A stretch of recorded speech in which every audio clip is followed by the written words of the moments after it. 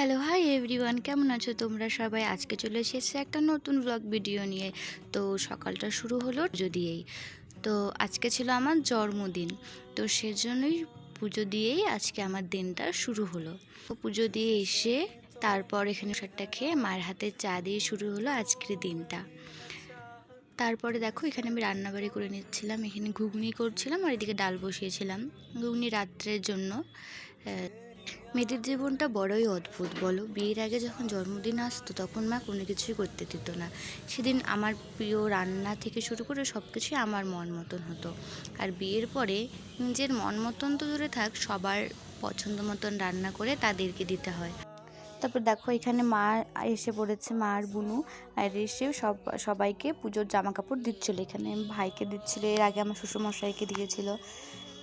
তারপর হচ্ছে আমাকে দিচ্ছে, দেখো আমাকে একটা চুড়িদার আর একটা শাড়ি দিয়েছে, জন্মদিন উপলক্ষে একটা শাড়ি দিয়েছে।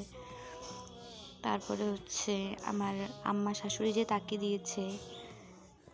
তারপরে আমার শাশুড়ি মাকে, একে একে সবাইকে পুজোর বাজারটা দিয়ে দিল। তারপরে দেখো মা এখানে আমার আলনা গুছিয়ে দিচ্ছিল, আমি এখানে বুনুর ভুরু তুলে দিচ্ছিলাম। তুলে দিয়ে তারপর আমি রেডি হয়ে গেলাম, যেহেতু মারা চলে যাবে আজকে, তো সেজন্য বিকালবেলায় আমি কেকটা কেটে নিয়েছিলাম। তো এদিকে আমি রেডি হচ্ছিলাম আর ওইদিকে রান্নাঘরে আমার দুই মা মিলে লুচি ভাজায় ব্যস্ত।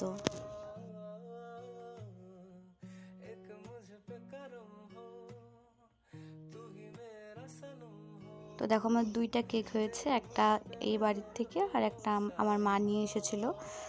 তো দেখো একে একে সবাই আশীর্বাদ করে নিল। তবে একটু মনটা খারাপ হয়ে গেল মারা চলে গেল বলে। তারপর দেখো সন্ধ্যাবেলায় আবার রানী বুড়ি এসে গেছে মনটা ভালো করতে।